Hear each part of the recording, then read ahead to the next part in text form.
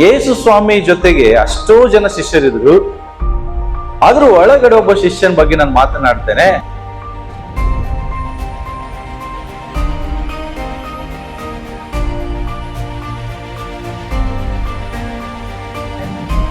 ಆತನು ಕರ್ತನ ವಿಷಯದಲ್ಲಿ ಪ್ರೀತಿ ಇದ್ದ ಹಾಗೆ ತೋರಿಸಿದ, ಬಟ್ ನಿಜವಾದ ಪ್ರೀತಿ ಅವನಲ್ಲಿ ಇತ್ತು.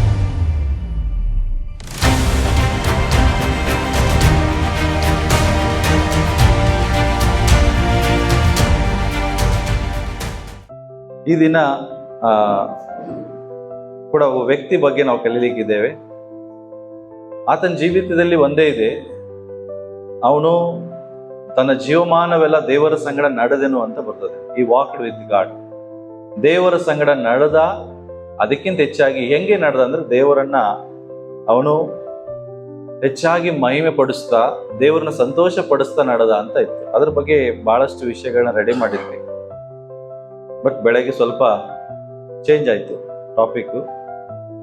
ನಂಬಿಕೆಯ ವ್ಯಕ್ತಿಗಳ ಬಗ್ಗೆ ಮಾತಾಡ್ತಾ ಇರುವಾಗ ಒಬ್ಬ ಅಪನಂಬಿಕೆಯ ವ್ಯಕ್ತಿ ಬಗ್ಗೆನೂ ಮಾತನಾಡೋದು.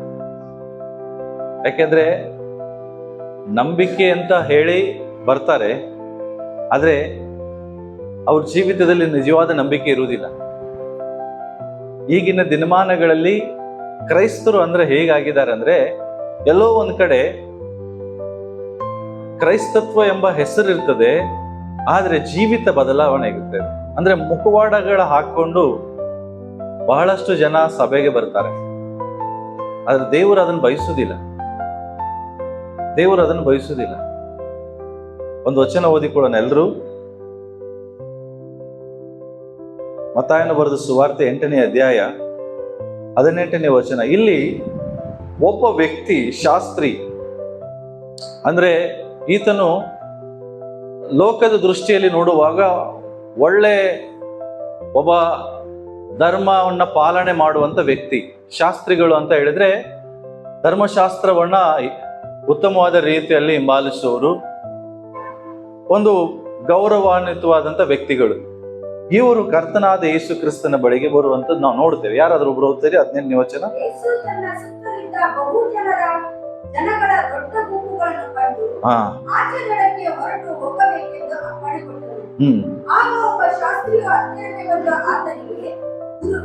ನೀನು ಎಲ್ಲಿಗೆ ಹೋದರೂ ನಾನು ನಿನ್ನ ಹಿಂದೆ ಬರುತ್ತೇನೆ ಎಂದು ಹೇಳಲು, ಯೇಸು ಅವನಿಗೆ, ನರಿಗಳಿಗೆ ಬುದ್ಧಿಗಳಿವೆ, ಆಕಾಶದಲ್ಲಿ ಹಾರಾಡುವ ಹಕ್ಕಿಗಳಿಗೆ ಗೂಡುಗಳಿವೆ, ಆದರೆ ಮನುಷ್ಯಕುಮಾರನಿಗೆ ತಲೆಯಿಡುವಷ್ಟು ಸ್ಥಳವೂ ಇಲ್ಲ ಎಂದು ಹೇಳಿದನು.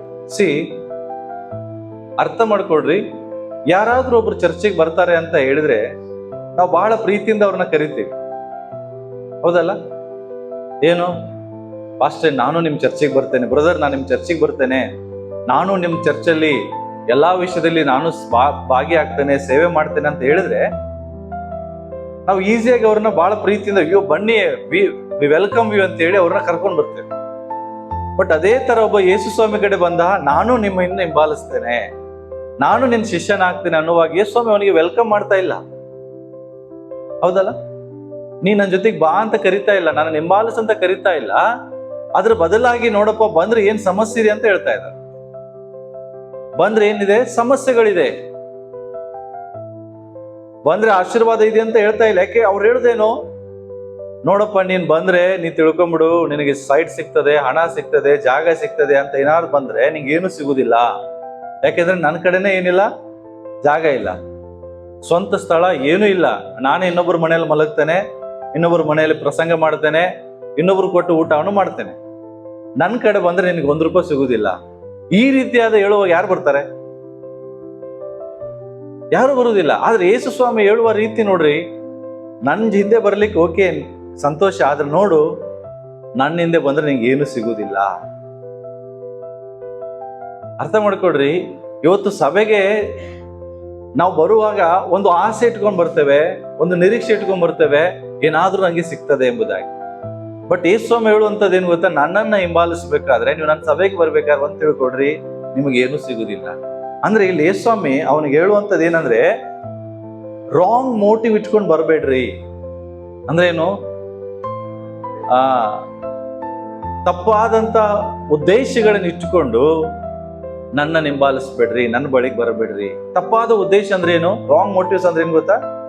ಕೇವಲ ಲಾಭವನ್ನು ಹುಡುಕೊಂಡು ನನ್ನ ಹಿಂದೆ ಬಂದ್ರೆ ಬರಬೇಡ್ರಿ, ನಿಮ್ಗೆ ಏನು ಲಾಭ ಸಿಗುದಿಲ್ಲ ಅಂತ. ಬಟ್ ದೇವರೇ ನಂಗೆ ಲಾಭ ಬೇಡ, ನೀನ್ ಬೇಕಂತ ಬಂದ್ರೆ ಆಟೋಮೆಟಿಕ್ ಲಾಭ ನಮಗೆ ಸಿಗ್ತದೆ. ಇಲ್ಲಿ ಉದ್ದೇಶ ಸರಿ ಇಲ್ಲ ಆದ್ರೆ ಏನು ಸಿಗುದಿಲ್ಲ, ಆದ್ರೆ ನಿನ್ನ ಉದ್ದೇಶ ಸರಿ ಇದ್ರೆ ಎಲ್ಲವೂ ನಿಮಗೆ ಸಿಗ್ತದೆ ಅಂತ. ಹಾಗೆ ಯೇಸು ಸ್ವಾಮಿ ಜೊತೆಗೆ ಅಷ್ಟೋ ಜನ ಶಿಷ್ಯರಿದ್ರು. ಅದ್ರ ಒಳಗಡೆ ಒಬ್ಬ ಶಿಷ್ಯನ ಬಗ್ಗೆ ನಾನು ಮಾತನಾಡ್ತೇನೆ. ಆತನು ಕರ್ತನ ವಿಷಯದಲ್ಲಿ ಪ್ರೀತಿ ಇದ್ದ ಹಾಗೆ ತೋರಿಸಿದ, ಬಟ್ ನಿಜವಾದ ಪ್ರೀತಿ ಅವನಲ್ಲಿ ಇರಲಿಲ್ಲ. ಯಾರಂತ ಗೊತ್ತಿರ್ಬೋದಲ್ಲ?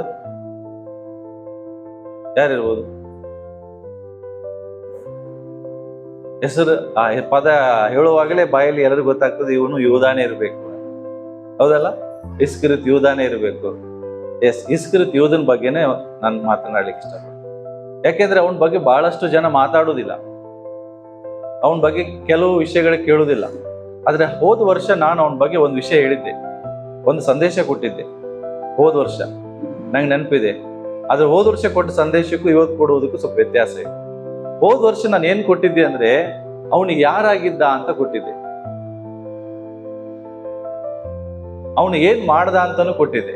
ಇವತ್ತು ಇಸ್ಕರಿಯೋತ ಯೂದನ ಜೀವಿತದಿಂದ ನಾವು ಕಲಿಬೇಕಾದ ಪಾಠ ಏನು ಅಂತ. ಯಾಕೆಂದ್ರೆ ನಮಗೆ ಗೊತ್ತಿಲ್ಲ ಹಾಗೆ ನಾವು ಒಂದ್ ಕಡೆ ಯೇಸು ಸ್ವಾಮಿ ಹಿಂದೆ ಇರ್ತೇವೆ, ಇಸ್ಕರಿಯೋತ ಯೂದನ ರೀತಿಯಲ್ಲಿ ನಾವು ಜೀವಿಸ್ತಿರ್ತೇವೆ ಒಂದ್ ಸಾರಿ. ಸೊ ಅದಕ್ಕೋಸ್ಕರ ಇಸ್ಕರಿಯೋತ ಯೂದ ಯಾರಂತ ನಿಮಗೆ ನಾನು ಹೇಳಿದ್ದೆ. ಇವತ್ತು ಕೂಡ ನಿಮಗೆ ಹೇಳ್ತೇನೆ, ಯಾರು ಇಸ್ಕರಿಯೋತ ಯೂದ. ಇಸ್ಕರಿಯೋತ ಯೂದನ ಬಗ್ಗೆ ನಾವು ನೋಡುವಾಗ 3 ಕಡೆ ಅವನ ಹೆಸರುಗಳು ಬರ್ತದೆ. ಯೋಹಾನ್ ಬರೆದ ಸುವಾರ್ತೆ 13ನೇ ಅಧ್ಯಾಯದಲ್ಲಿ, ಯೋಹಾನ್ ಬರೆದ ಸುವಾರ್ತೆ 12ನೇ ಅಧ್ಯಾಯದಲ್ಲಿ, ಯೋಹಾನ್ ಬರೆದ ಸುವಾರ್ತೆ 6ನೇ ಅಧ್ಯಾಯದಲ್ಲಿ 3 ಕಡೆ ಅವನ ಬಗ್ಗೆ 3 ರೀತಿಯಲ್ಲಿ ಬರ್ತದೆ. ಯೋಹಾನ್ ಬರೆದ ಸುವಾರ್ತೆ 13ನೇ ಅಧ್ಯಾಯದಲ್ಲಿ ಬರ್ತದೆ ಆತನ ಯೂದನು ಅಂತ. 12ನೇ ಅಧ್ಯಾಯದಲ್ಲಿ ಬರ್ತದೆ ಇಸ್ಕರಿಯೋತ ಯೂದ ಅಂತ ಬರ್ತದೆ. 6ನೇ ಅಧ್ಯಾಯ 71ನೇ ವಚನದಲ್ಲಿ ಬರ್ತದೆ ಸಿಮೋನನ ಮಗನಾದ ಇಸ್ಕರಿಯೋತ ಯೂದ ಅಂತ ಬರ್ತದೆ. Okay, the son of Simon ಇಸ್ಕರಿಯೋತ, ಇದು ಇದರಲ್ಲಿ ಬರ್ತದೆ. ಬಟ್ ನಿಮ್ಗೆ ಗೊತ್ತಾ, ಯೂದ ಈತನು ದೇವರಿಗೆ ಅಂದ್ರೆ ಯೇಸು ಸ್ವಾಮಿ ಬಳಿಯಲ್ಲೇ ಇದ್ದ. ಆದ್ರೆ ನಿಜವಾಗಿ ಹೇಳ್ಬೇಕಂದ್ರೆ ಯೇಸುವಿನ ತುಂಬಾ ದೂರ ಇದ್ದ. ಯೇಸು ಸಂಗಡನೆ ಇದ್ದ, ಆದ್ರೆ ಆತನ ಹೃದಯ ಯೇಸುವಿನಿಂದ ತುಂಬಾ ದೂರ ಇತ್ತು. ಓಕೆ, ಅದಕ್ಕಾಗಿ ನಾವು ನೋಡ್ತೇವೆ ಇಸ್ಕರಿಯೋತ ಯೂದ ಅಂದ್ರೆ ಏನು ಅಂದ್ರೆ ಸ್ತುತಿ. ಹೆಸರಿನ ಅರ್ಥ ಏನ್ ಗೊತ್ತಾ? ಜೂಡ ಅಂದ್ರೆ ಪ್ರೈಸ್.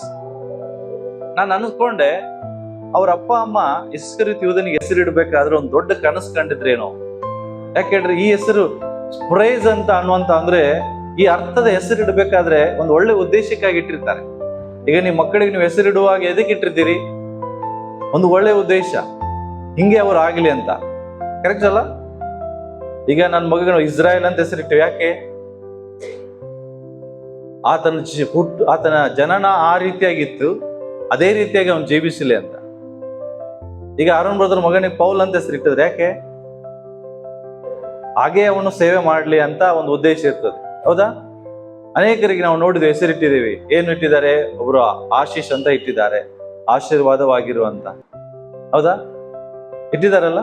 ಪ್ರಿನ್ಸ್ ಅಂತ ಇಟ್ಟಿದ್ದಾರೆ, ರಾಜನಾಗಿರುವಂತ. ಜಾಯ್ ಅಂತ ಇಟ್ಟಿದ್ದಾರೆ, ಸಂತೋಷವಾಗಿರುವಂತ. ಇಡುವುದಕ್ಕೆ ಒಂದು ಉದ್ದೇಶ ಇರ್ತದೆ. ಹಾಗೆ ಈತನಿಗೂ ಯೂದ ಅಂತ ಹೆಸರಿಟ್ಟು. ಏನಂದ್ರೆ ನೀನು ಯಾವಾಗ್ಲೂ ದೇವರನ್ನ ಸ್ತುತಿಸ್ತಾ ಇರು, ಯಾವಾಗ್ಲೂ ದೇವರನ್ನ ಹೊಗಳ್ತಾ ಇರು. ತಂದೆ ತಾಯಿಗಳು ಇವನ ಬಗ್ಗೆ ಒಂದು ದೊಡ್ಡ ಕನಸು ಕಂಡಿದ್ರು, ಬಟ್ ಆ ಕನಸು ನನಸಾಗ್ಲಿಲ್ಲ. ಇವನು ದೇವರನ್ನ ಸ್ತುತಿಸುವ ವ್ಯಕ್ತಿ ಆಗ್ಲಿಲ್ಲ. ಅದರ ಬದಲಾಗಿ ದೇವರನ್ನೇ ಹಿಡಿದುಕೊಡುವಂತ ವ್ಯಕ್ತಿ, ದೇವರನ್ನೇ ತಿರಸ್ಕರಿಸುವಂತ ವ್ಯಕ್ತಿ, ದೇವರನ್ನ ಸ್ತುತಿಸುವುದ್ರ ಬದಲು ದೇವರನ್ನ ದ್ವೇಷಿಸುವಂತ ಒಬ್ಬ ವ್ಯಕ್ತಿ ಆದ. ನೋಡ್ರಿ, ಇವತ್ತಿನ ಉದ್ದೇಶಪೂರ್ವಕವಾಗಿ ಯಾವ ಮಾಡಿಲ್ಲ, ಬಟ್ ಸೈತಾನನ ಒಂದು ಸೆಳುವಿಗೆ, ಅವನ ಟ್ರ್ಯಾಪಿಗೆ ಅವನು ಸಿಕ್ಕಾಕೊಂಡ. ಇವತ್ತು ನಮ್ಮ ಯಾರ ಉದ್ದೇಶನೂ ಹಂಗಿರುವುದಿಲ್ಲ ನಾನು ಪಾಪ ಮಾಡ್ಬೇಕಂತೇಳಿ. ಎಲ್ಲರ ಉದ್ದೇಶ ಚೆನ್ನಾಗಿರ್ತದೆ, ನಾನು ಒಳ್ಳೆಯವನಾಗಿರ್ಬೇಕಂತೇಳಿ. ಬಟ್ ಎಷ್ಟೋ ಜನರು ಅವರು ಇಸ್ಕರಿಯೋತ ಯೂದನ ಹಾಗೆ ಸೈತಾನನ ಬಲೆಗೆ ಸಿಕ್ಕಾಕೊಳ್ತಾರೆ. ಹಾಗಾದ್ರೆ ಈ ಇಸ್ಕರಿಯೋತ ಯೂದ ಯಾರಾಗಿದ್ದ ಗೊತ್ತಾ ನಿಮಗೆ? ಈತನ ಬಗ್ಗೆ ನಮಗೆ ಒಂದೇ ಗೊತ್ತಿದೆ, ಏನು? ಯೇಸುವನ್ನು ಹಿಡಿದು ಕೊಟ್ಟ, ಹೌದಲ್ಲ? ಯೇಸುವಿನ ಮೋಸ ಮಾಡ್ದ, ಯೇಸುವಿಗೆ ಮುದ್ದಿಟ್ಟು ಮೋಸ ಮಾಡ್ದ, ಮೋಸಗಾರ. ಮತ್ತೊಂದು ನಮ್ಗೆ ಗೊತ್ತಿದೆ, ಸುಸೈಡ್ ಮಾಡ್ಕೊಂಡು ಸತ್ತ. ಇದೆಲ್ಲ ಸ್ಟೋರಿ ಗೊತ್ತಿದೆ. ಬಟ್ ನಿಜವಾಗಿ ಅವೆಲ್ಲ ಮಾಡೋಕ್ಕಿಂತ ಮುಂಚೆ ಯೂದ ಯಾರಾಗಿದ್ದ? ಸೈತಾನನ ಮಗ. ಎಸ್, ಸೈತಾನನ ಮಗ ಆದ. ಆದ್ರೆ ಅದಕ್ಕಿಂತ ಮುಂಚೆ ಅವನು ಏನಾಗಿದ್ದ? ಸ್ಥಿತಿಸುವನಾಗಿರ್ಲಿಲ್ಲ. ಫಸ್ಟ್ ಅವನು ನೋಡುವಾಗ 12 ಜನ ಶಿಷ್ಯರು ಒಳಗಡೆ ಒಬ್ಬನಾಗಿದ್ದ. ಕರೆಕ್ಟಾ? ನಂಬ್ತೀರಾ? ಮತ್ತಾಯನ ಬರೆದ ಸುವಾರ್ತೆ 6ನೇ ಅಧ್ಯಾಯದಲ್ಲಿ, ಯೂಕನ್ ಬರೆದ ಸುವಾರ್ತೆ 6ನೇ ಅಧ್ಯಾಯದಲ್ಲಿ ಯೇಸು ಸ್ವಾಮಿ ಈ 12 ಜನರನ್ನ ಆರಿಸಿಕೊಳ್ಬೇಕಿಂತ ಮುಂಚೆ ಪೂರ್ತಿ ರಾತ್ರಿ ಪ್ರಾರ್ಥನೆ ಮಾಡಿದ್ದಾರೆ. ಹೋಲ್ ನೈಟ್ ಯೇಸು ಸ್ವಾಮಿ ಪ್ರೇಯರ್ ಮಾಡಿ ಬೆಳಗ್ಗೆ ಎದ್ದ ತಕ್ಷಣ 12 ಜನರನ್ನ ಆಯ್ಕೆ ಮಾಡಿದ್ರು. ನೀವು ನನ್ನ ಶಿಷ್ಯರಾಗ್ಬೇಕಂತೇಳಿ. ಇವನ ಬೈ ಮಿಸ್ಟೇಕ್ ಆಗಿ ಇವನನ್ನು ಆರಿಸ್ಕೊಂಡಿಲ್ಲ, ಏನೋ ಬೈ ಮಿಸ್ಟೇಕ್ ಆಗಿ ಇವನನ್ನು ಸೆಲೆಕ್ಟ್ ಮಾಡಲಿಲ್ಲ. ಬಟ್ ಯೇಸು ಸ್ವಾಮಿ ಏನೇ ಸೆಲೆಕ್ಟ್ ಮಾಡಿದ್ರು ಒಳ್ಳೇದನ್ನೇ ಮಾಡ್ತಾರೆ ಹೊರತು ಕೆಟ್ಟದ್ದನ್ನು ಮಾಡೋದಿಲ್ಲ. ಕರೆಕ್ಟ್ ಅಲ್ಲ? ದೇವರು ಎಂದಿಗೂ ಫೇಲ್ ಆಗುದಿಲ್ಲ. ಅನೇಕ ಅನಿಸ್ತದೆ, ದೇವರಿಗೆ ಹುಚ್ಚಿಡ್ದಿತ್ತ ಇವನನ್ನ ಯಾಕೆ ಆರಿಸಿಕೊಂಡ್ರು ಎಂಬುದಾಗಿ. ಬಟ್ ದೇವರು ಎಂದಿಗೂ ಫೇಲ್ ಆದದ್ದನ್ನು ಆರಿಸಿಕೊಳ್ಳೋದಿಲ್ಲ.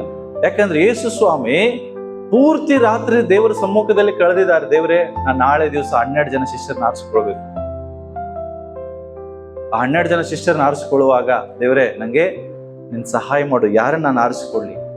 ನೀವು ಬೇಕಾದ್ರೆ ನೋಡ್ರಿ 6ನೇ ಅಧ್ಯಾಯ ಲೂಕ 6:12 ಹೋಲ್ ನೈಟ್ ಅವನು ಪ್ರಾರ್ಥನೆ ಮಾಡಿ ಇವ್ರನ್ನ ಆರಿಸಿಕೊಳ್ತಾನೆ. ಮತ್ತಾಯನ ಬರೆದ ಸುವಾರ್ತೆಯಲ್ಲಿ ಕೂಡ 10ನೇ ಅಧ್ಯಾಯದಲ್ಲಿ ಕೂಡ ಇದೇ ಬರೆದಿದೆ.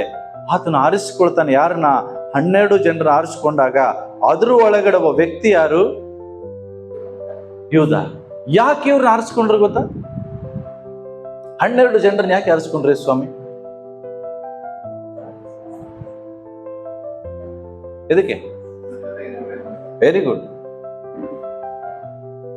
ಮೊದಲ ಉದ್ದೇಶ ಹೋಗಿ ಸೇವೆ ಮಾಡುವುದಲ್ಲ. ಯೇಸು ಸ್ವಾಮಿ ಆರಿಸಿಕೊಂಡಂತ ಮೊದಲ ಉದ್ದೇಶ ಮಾರ್ಕನ ಬರೆದ ಸುವಾರ್ತೆ 3:14 ಹೋದ್ರಿ, ಅವರು ಆತನ ಸಂಗಡ ಇರಬೇಕೆಂತಲೂ.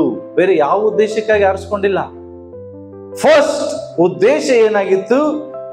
ಯೇಸು ಸ್ವಾಮಿಗೆ ಒಂದು ಆಸೆ ಇತ್ತು, ನಾನು ಆರಿಸಿಕೊಳ್ಳುವಂತ 12 ಜನ ಶಿಷ್ಯರು ಅವ್ರು ಏನಾಗ್ಬೇಕು?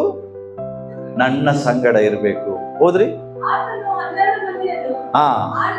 ಆರಿಸಿ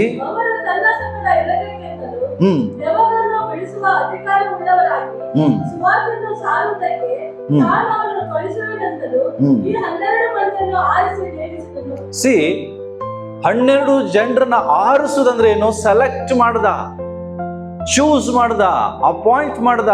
ಎಷ್ಟೋ ಜನ ಅಲ್ಲಿದ್ರು, ನಾನು ಶಿಷ್ಯರಾಗ್ತೇನೆ ದೇವ್ರೆ, ನಾನು ಬರ್ತೇನೆ ಅಂತ ಹಿಂಬಾಲಿಸೋರ ಸಂಖ್ಯೆ ಬಹಳ ಇತ್ತು. ಈ ಶಾಸ್ತ್ರಿ ಕೂಡ ಒಬ್ಬ ಇದ್ದ, ನಾನು ನಿನ್ನ ಹಿಂಬಾಲಿಸ್ತೇನೆ ಅಂತ ಹೇಳಿ. ಒಬ್ಬ ಶ್ರೀಮಂತ ವ್ಯಕ್ತಿ ಇದ್ದ, ನಾನು ನಿನ್ನ ಹಿಂಬಾಲಿಸ್ತೇನೆ ಅಂತ ಹೇಳಿ. ಬಹಳಷ್ಟು ಜನ ಇದ್ರು, ನಿನ್ನನ್ನು ನಾನು ಹಿಂಬಾಲಿಸ್ತೇನೆ ದೇವ್ರೆ ಅಂತ ಹೇಳಿ. ಆದ್ರೂ ಒಳಗಡೆ ಯೇಸು ಸ್ವಾಮಿ ಯಾರನ್ನ ಆರಿಸ್ಕೊಂಡ್ರು?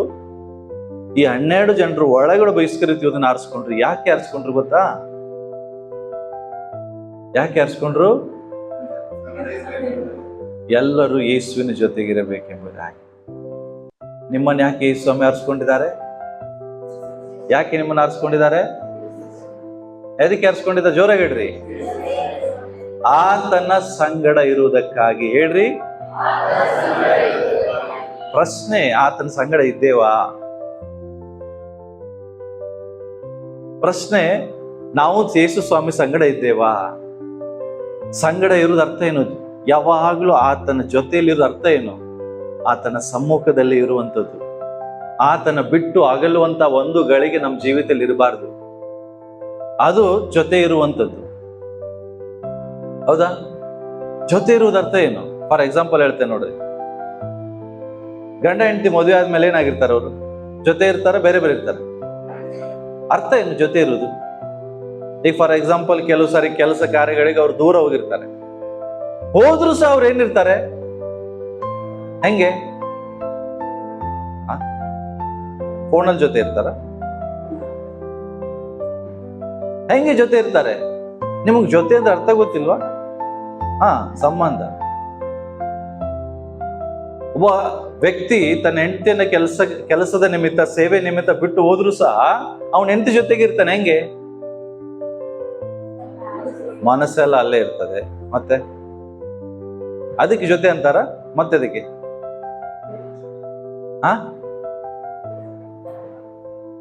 ಜೊತೆ ಇರೋದು ಅರ್ಥ ಏನು? ಮನ್ಯಾಗ ಇಬ್ರು ಒಂದೇ ಜೊತೆ ಇದ್ರೆ ಅದಲ್ಲ. ಮನ್ಯಾಗ ಜೊತೆ ಇದ್ರು ಕೆಲಸದ ಜೊತೆ ಇರೋದಿಲ್ಲ, ಗೊತ್ತಾ ನಿಮ್ಗೆ?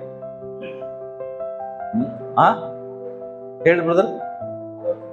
ಆಲೋಚನೆ, ಆತ್ಮೀಯತೆ. ಓಕೆ, ಆತ್ಮೀಯತೆ, ವೆರಿ ಗುಡ್. ಸಿ,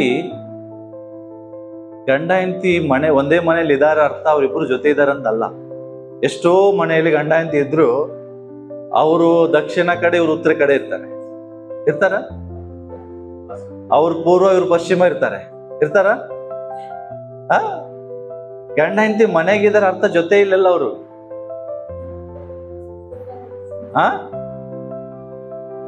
ಹಾಸಿಗೆ ಬದಲಾಗಿರ್ತದೆ, ವಾಸ್ತು ಬದಲಾಗಿರ್ತದೆ, ಅಡಿಗೆ ಬದಲಾಗಿರ್ತದ. ಅರ್ಥ ಮಾಡ್ಕೊಡ್ರಿ, ಜೊತೆ ಇರೋದು ಅರ್ಥ ಬರೀ ಒಂದು ಮನೆಯಲ್ಲಿ ಗಂಡ ಹೆಂಡತಿದಾರೆ ಅಂದ್ರೆ ಜೊತೆ ಅಲ್ಲ. ಅವರು ಪ್ರೀತಿಯಲ್ಲಿಯೂ, ಐಕ್ಯತೆಯಲ್ಲಿಯೂ, ಅನ್ಯೋನ್ಯತೆಯಲ್ಲಿಯೂ. ಒಬ್ಬ ಗಂಡ ಹೆಂಡತಿಯನ್ನು ಬಿಟ್ಟು ಹೋದ್ರು ಅವನ ಜೊತೆಲಿ ಇರ್ತಾನ ಅಂದ್ರೆ ಅವನು ಇನ್ನೊಬ್ರು ಸವಾಸಕ್ಕೆ ಹೋಗಿರ್ತಾನ.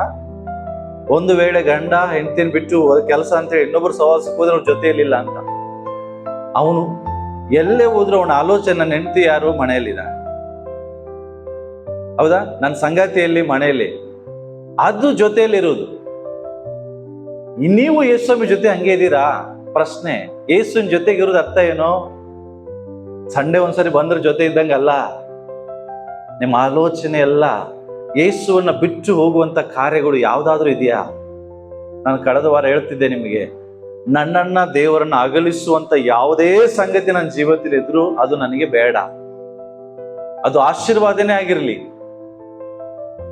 ಐಶ್ವರ್ಯವನ್ನೇ ಆಗಿರ್ಲಿ, ಒಂದು ವೇಳೆ ಅದು ನನ್ನನ್ನು ದೇವರಿಂದ ಅಗಲಿಸ್ತಾ ಇದ್ರೆ ಅದು ನಮಗೆ ಬೇಡ. ದೇವರ ಜೊತೆಯಲ್ಲಿರೋದು ಅರ್ಥ ಏನು? ದೇವರಿಗೆ ಕೊಡುವಂತ ಗೌರವ, ಸನ್ಮಾನ ಯಾರಿಗೂ ಕೊಡದೇ ಇರುವುದು. ಈಗ ಹೆಂಡತಿ ಕೊಡುವಂತ ಪ್ರೀತಿ ಒಬ್ಬ ಗಂಡ ಇನ್ನೊಬ್ರಿಗೆ ಕೊಟ್ರೆ ಅವನ ಜೊತೆಯಲ್ಲಿಲ್ಲ ಅಂತ ಅರ್ಥ ಅಲ್ಲ. ಹಾಗೆ ನೀವು ದೇವರಿಗೆ ಕೊಡುವಂತ ಪ್ರೀತಿ, ದೇವರಿಗೆ ಕೊಡುವಂತ ಗೌರವ ನೀವು ಬೇರೆ ಯಾವುದಕ್ಕೆ ಕೊಟ್ಟರು, ದೇವರಿಗೆ ಕೊಡುವ ಸ್ಥಾನ ಇನ್ನೊಬ್ರಿಗೆ ಕೊಟ್ರೆ ನೀವು ದೇವ್ರ ಜೊತೆಗಿದ್ದೀರಿ ಅಂತ ಅಲ್ಲ. ನೀವು ದೇವ್ರ ಜೊತೆಗಿದ್ರ ಅರ್ಥ ಏನು? ದೇವರಿಗೆ ಕೊಡೋದನ್ನ ದೇವರಿಗೆ ಕೊಡೋದು. ಎಷ್ಟೋ ಸಾರಿ ನಾವು ದೇವರೊಟ್ಟಿ ಕಾಂಪ್ರಮೈಸ್ ಆಗ್ಬಿಡ್ತೇವೆ ಲೋಕಕ್ಕಾಗಿ. ಜನರಿಗೋಸ್ಕರ ಲೋಕಕ್ಕಾಗಿ ಕಾಂಪ್ರಮೈಸ್ ಮಾಡ್ತೇವೆ, ದೇವ್ರ ಜೊತೆ ಕಾಂಪ್ರಮೈಸ್ ಮಾಡ್ಕೋತೇವೆ. ಜನ ನಂಗೆ ಇಂಪಾರ್ಟೆಂಟ್ ಇಲ್ಲ ಪ್ರಿಯರೇ. ಯೇಸುಸ್ವಾಮಿ ಅವ್ರನ್ನ ಆರಿಸ್ಕೊಂಡಿದ್ದೆ ಅವರ ಸಂಗಡ ಇರ್ಬೇಕೆಂತಲೂ. ಸೊ ಯೂದನ ಮೇಲೆ ದೇವರಿಗೆ ಒಂದು ಆಸೆ ಇತ್ತು ಯೇಸುಸ್ವಾಮಿಗೆ, ಈ ಯೂದ ನನ್ನ ಜೊತೆಗೆ ಇರ್ಬೇಕಂತೇಳಿ ಅವನನ್ನು ಆರಿಸ್ಕೊಂಡು. ಕೇವಲ 12 ಜನರಲ್ಲಿ ಒಬ್ಬನಾಗಿರ್ಲಿಲ್ಲ, ಅವನು ಯೇಸುವಿನ ಸೇವೆಯನ್ನು ಕೂಡ ಮಾಡುವನಾಗಿದ್ದ. ಓಕೆ, ಇಲ್ಲಿ ನಾವು ನೋಡ್ತೇವೆ ಅವರು ಆತನ ಸಂಗಡ ಇರಬೇಕೆಂತಲೂ ಮತ್ತೆ ಹೊರಟು ಹೋಗುವವರು ಆಗಿರ್ಬೇಕೆಂತಲೂ. ಎದಕ್ಕೆ ಹೊರಟು ಹೋಗುವುದು? ಕರ್ತನ ಸೇವೆ ಮಾಡುವುದಕ್ಕಾಗಿ. ನೀವು ನೋಡ್ರಿ, ಇಸ್ಕರಿಯೋತ ಯಾರಾಗಿದ್ದ?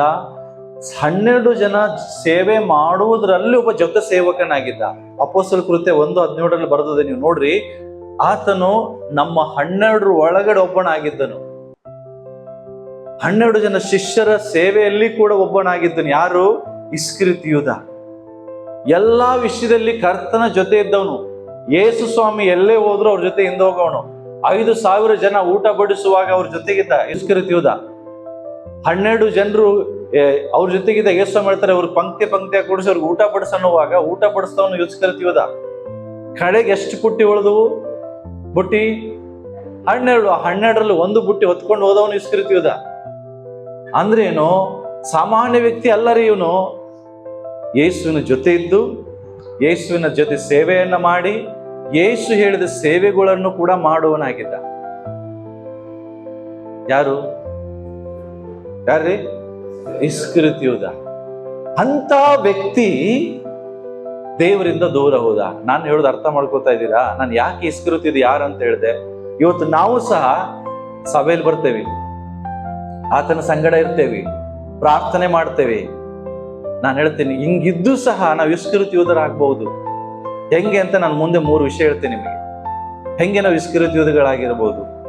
ಎರಡನೇದಾಗಿ ಯಾರು ಅವನಾಗಿದ್ದ ಅಂದ್ರೆ, ಆತನು ಕೇವಲ 12 ಜನರಲ್ಲಿ ಒಬ್ಬನಾಗಿರ್ಲಿಲ್ಲ, ಯಾವಾಗ್ಲೂ ಯೇಸುವಿನ ಎಡಗಡೆ ಕುತ್ಕೊಳ್ಳುವಂತ ವ್ಯಕ್ತಿಯಾಗಿದ್ದ. ಎಲ್ಲಿ? ಬಲಗಡೆ ಮಾತ್ರ ಸ್ಥಾನ ಇವಂಗಿತ್ತು. ಯಾರಿಗೆ? ಯೋಹಾನಿಗಿತ್ತು. ಯೋಹಾನ್ ಯಾವಾಗ್ಲೂ ಎದೆಗೆ ಹೊರಗಿರ್ತಿದ್ದ. ಆದ್ರೆ ಯೇಸುವಿನ ಎಡಗಡೆ ಕುತ್ಕೊಳ್ಳುವಂತ ವ್ಯಕ್ತಿಯಾಗಿದೆ ಯಾರು? ಇಸ್ಕರಿಯೋತ ಯೂದ. ಆತನ ಸೈಡ್ಗೆ ಇರ್ತಿದ್ದ, ಅವನು ಎಡಗಡೆನೆ ಕೂತ್ಕೋತಿದ್ದ. ನೀವು ಯೋಹಾನ್ ಬರೆದ ಸುವಾರ್ತೆಯಲ್ಲಿ ಕರ್ತನ ಮೇಜನ್ನ ಅದ್ದಿ ಯೇಸು ಸ್ವಾಮಿ ಏನ್ ಮಾಡ್ತಿದ್ರು? ಪಕ್ಕದಲ್ಲಿರೋರಿಗೆ ತಿನ್ನಿಸ್ತಿದ್ರು, ದೂರದಲ್ಲಿರೋರಿಗೆ ಪಾಸ್ ಮಾಡ್ತಿದ್ರು. ಆದ್ರೆ ಅದ್ದಿ ಸೀದಾ ಅವನಿಗೆ ತಿನ್ನಿಸ್ತಾರೆ. ಯಾರಿಗೆ? ಇಸ್ಕರಿಯೋತ ಯೂದ. ಯಾರಿಗೆ? ನಾನು ತಿನ್ನಿಸ್ತೇನೆ. ತಿನ್ಸೋದು ಹಿಂಗೆ ಹೋಗಿ ತಿನ್ಸೋದಿಲ್ಲ, ಪಕ್ಕದಲ್ಲೇ ಇರ್ತಾನ ಅವನು ತಿನ್ಸುವಾಗ. ಅಂದ್ರೆ ಪಕ್ಕದಲ್ಲೇ ಜೊತೆಯಲ್ಲಿ ಕೂತ್ಕೊಳ್ಳೋನು ಇಸ್ಕರಿಯೋತ ಯೂದ. ನಾವು ಅನ್ಕೊಂಡೆ ಅವನ ಬಗ್ಗೆ ಒಂದೇ ಗೊತ್ತಿದೆ, ಅವನು ಮೋಸಗಾರ ಅಂತ. ಬಟ್ ಇವನು ಯಾರಾಗಿದ್ದ? 12 ಜನರಲ್ಲಿ ಒಬ್ಬ ಅಪೊಸ್ತಲನು, ಯೇಸುವಿನ ಜೊತೆ ಸೇವೆ ಮಾಡಿದವನು, 12 ಜನರ ಸೇವೆಯಲ್ಲಿ ಪಾಲುಗಾರನು.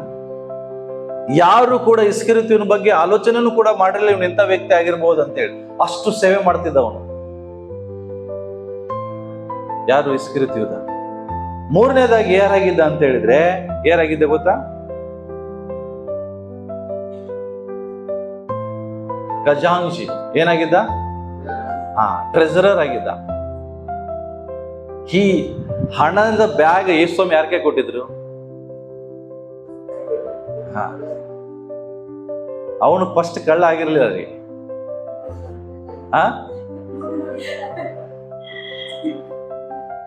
ಎಲ್ಲಾ ಜವಾಬ್ದಾರಿಗಳನ್ನ ಕೊಡಬಹುದ್ರ, ಹಣ ಜವಾಬ್ದಾರಿ ಯಾರಿಗೆ ಕೊಡ್ತಾರೆ? ಅಷ್ಟೇ ಅಲ್ಲ, ನಂಬಿಗಸ್ತರು ಇದಾರೆಲ್ಲ ಗೊತ್ತಿಲ್ಲ, ಬಟ್ ನಾವು ಯಾರನ್ನ ಜಾಸ್ತಿ ನಂಬ್ತೇವೆ ಅವ್ರಿಗೆ ಕೊಡ್ತೇವೆ.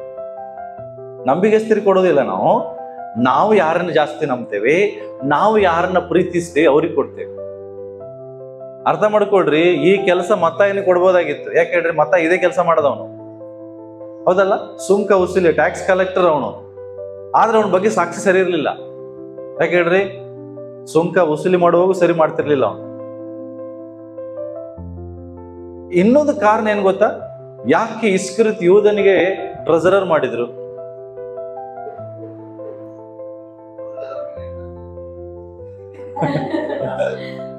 ಆಸಕ್ತಿ ಇತ್ತು.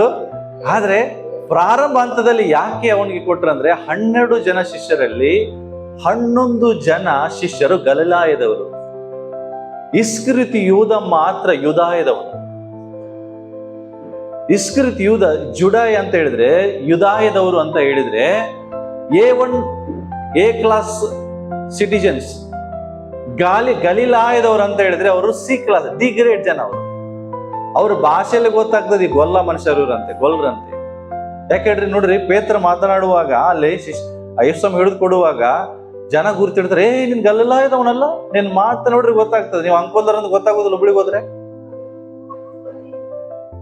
ನಿಮ್ ಮಾತು ಕೇಳಿ ಸಾಯಿರಿ ಅಂದ್ರೆ ಗೊತ್ತಾಗ್ಬಿಡ್ತೀವಿ ಇವ್ರು ಅಂಕೋಲ್ದವ್ರೆ ಅಂತ. ಯಾಕೆ ಹೇಳ್ರಿ? ಬಾಯಿ ತಗಿರಿ ಸಾಯ್ಲಿ ಬಿಡಿ ಅಂತ ಆ ಮಾತು ಹೇಳುವಾಗಲೇ ಗೊತ್ತಾಗ್ತದೆ ಇವ್ರು ಅಂಕೋಲ್ದವ್ರೆ ಅಂತ ಹೇಳಿ. ಎಲ್ಲರನ್ನೂ ಸಾಯಿಸೋದು ಬಾಯಿ ಮಾತಿಗೆ, ಬಟ್ ನಿಮ್ ಅರ್ಥ ಸಾಯಿಸೋದಿರುದಿಲ್ಲ. ಹೋಗ್ಲಿ ಬಿಡು ಅಂತಿರ್ತೀರಿ, ಬಟ್ ಹೋಗ್ಲಿ ಬಿಡೋದಕ್ಕೆಲ್ಲ ಏನಂತೀರಿ? ಸಾಯ್ ಅಂದಾಗ ತಿಳ್ಕೊಂಡ್ಬಿಡ್ತೀರಿ ನೀವು ಅಂಕೋಲ್ದವ್ರೆ ಅಂತ. ಹಂಗೆ ಗಲಿಲಾಯದವ್ರದೊಂದು ಭಾಷೆ ಇತ್ತು. ಆ ಭಾಷೆ ಮಾತನಾಡುವಾಗಲೇ ಒಂಥರ ಒಡ್ರವ್ರು. ಇವ್ರು ಗೊತ್ತಾಗ್ತಿವ್ರು ಗಲಿಲಾಯದವ್ರೆ ಅಂತ. ಮತ್ತ ಇವ್ ಪೇತ್ರ ಮಾತ್ರ ಪಕ್ಕ ಒಡ್ಡ ಅವನು. ಅವನ್ ಮಾತಲ್ಲಿ ಗೊತ್ತದೆ, ನೀನು ಗಲಿಲಾಯದವನಲ್ಲೋ ಅಂತ ಹೇಳ್ತೀರಿ. ಇಲ್ಲ ಅಂತಿದ್ದ ಅವನು. ಆದ್ರೆ ಯುದಾಯದವ್ರು ಅಂದ್ರೆ ಒಂದು ರೆಸ್ಪೆಕ್ಟ್ ಇತ್ತು. ಜುಡೀಸ್ ಅಂದ್ರೆ ಒಂದು ಜುಡಿಯಾ ಪೀಪಲ್ ಅಂತ ಹೇಳಿದ್ರೆ ಒಂದು ಯಹೂದ್ಯರ ಜನ ಇರುವಂತ ಜನಾಂಗ, ಅದೊಂಥರ ರೆಸ್ಪೆಕ್ಟ್ ಇತ್ತು. ಮತ್ತೆ ಎಲ್ಲಾ ದೊಡ್ಡ ದೊಡ್ಡ ಹುದ್ದೆಯಲ್ಲಿರೋರು ಯುದಿಯಾದವರು. ಗಲಿಲಾಯದವ್ರದ್ದು ಕೆಲಸ ಬರೀ ಮೀನ್ ಹಿಡಿದು ಮೀನ್ ಮಾರೋದು ಇಂಥ ಕೆಲಸಗಳೇ. ಆದ್ರೆ ದೊಡ್ಡ ದೊಡ್ಡ ಪೋಸ್ಟ್ ಅಲ್ಲಿರೋರೆಲ್ಲ ಯುದಾಯದವರು. ಹಾಗೆ ಇಸ್ಕರಿಯೋತ ಯೂದನು ಸಹ ಯುದಾಯದಿಂದ ಇದ್ದಂತ ವ್ಯಕ್ತಿ. ಹಾಗಾಗಿ ಈ ಪೋಸ್ಟಿಗೆ ಎಲ್ಲರೂ ಓಟ್ ಹಾಕೋದು ಯಾರಿಗೆ ಹಾಕಿದ್ರು ಅಂದ್ರೆ ಇಸ್ಕರಿಯೋತ ಯೂದನಿಗೆ ಹಾಕಿದ್ರು. ಇವನು ಒಳ್ಳೆ ಕಮ್ಯುನಿಟಿಯಿಂದ ಬಂದಿದ್ದಾನೆ, ಮೇಲ್ವರ್ಗದಿಂದ ಬಂದಿದ್ದಾನೆ, ಇವನಿಗೆ ಈ ಸ್ಥಾನ ಕೊಡೋಣ. ಸಮಸ್ಯೆ ಅದೇ ನೋಡ್ರಿ. ಕೆಲವು ಸಾರಿ ಯಾರನ್ನ ನಾವು ಶ್ರೇಷ್ಠರಿಂದ ಅನಿಸ್ಕೊಂಡಿರ್ತೀವಲ್ಲ ಅವರೇ ಮೋಸ ಮಾಡುತ್ತಾರೆ. ಹಂಗೆ ಆಯ್ತಿದೆ. ಯೇಸು ಸ್ವಾಮಿ ಯಾರಿಗೂ ನಂಬದೆ ಇವನಿಗೆ ನಂಬುದು. ಓಕೆ, ಸೊ ಹಾಗಾಗಿ ಈ 3 ವಿಷಯಗಳು ತಿಳ್ಕೊಡ್ರಿ. ಇವನು ಯಾರು ಸಾಮಾನ್ಯ ವ್ಯಕ್ತಿ ಆಗಿರ್ಲಿಲ್ಲ. ಇಸ್ಕರಿಯೋತ ಯೂದ ಇವನೊಬ್ಬ ಶ್ರೇಷ್ಠ ವ್ಯಕ್ತಿ ಆಗಿದ್ದ. ಅದಕ್ಕಾಗಿ ಅವನಿಗೆ ಏನ್ ಮಾಡ್ತಿದ್ರು, ಟ್ರೆಸರರ್ ಪೋಸ್ಟ್ ಅನ್ನ ಕೊಟ್ರು. ಅಂದ್ರೆ ಖಜಾಂಚಿಯಾಗಿ ಹಣಕಾಸು ಎಲ್ಲಾ ಸೇವೆಗೆ ಬಂದಂತ ಕಾರಣಕ್ಕೆ ಎಲ್ಲ ಅವನ ಕೈಗೆ ಹೋಗ್ತಿತ್ತು. ಅದನ್ನ ಅವರವರ ಅವಶ್ಯಕತೆ ಪ್ರಕಾರ ಅವನು ಏನ್ ಮಾಡ್ತಿದ್ದ, ಉಪಯೋಗಿಸ್ತಿದ್ದ. ಊಟ ಬೇಕಾ, ಮತ್ತಾಯ ಊಟ ತೊಂಬ. ಆವಾಗ ಮತ್ತಾಯ ಸೀದಾ ಹೋಗ್ತಿದ್ದ ಯೂದನ್ ಕಡೆ. ನೋಡಪ್ಪ 6 ಜನ 12 ಜನ ಊಟ ಬೇಕು, ದುಡ್ಡು ಕೊಡು. ಅವನ್ ಕೊಟ್ಟಾಗಲೇ ಅವರು ಊಟ ತಗೊಂಡ್ಬರೋದು. ಏನೇ ಇದ್ರು ಕೂಡ ಅವನ ಕಡೆ ಹೋಗ್ಬೇಕಿತ್ತು, ಯಾಕಂದ್ರೆ ಅವನೇನಾಗಿದ್ದ, ಟ್ರೆಸರರ್ ಆಗಿದ್ದ. ಸೊ ಇದು ಯೂದನ ಒಂದು ಇಂಟ್ರೊಡಕ್ಷನ್, ಯೂದ ಯಾರಾಗಿದ್ದ. ಆದ್ರೆ ಇವತ್ತು ಯೂದನ ಜೀವಿತದಿಂದ ನಾವು ಕಲೀಲಿಕ್ಕಿರೋ ಮುಖ್ಯವಾದ 3 ಪಾಠಗಳು ಏನು?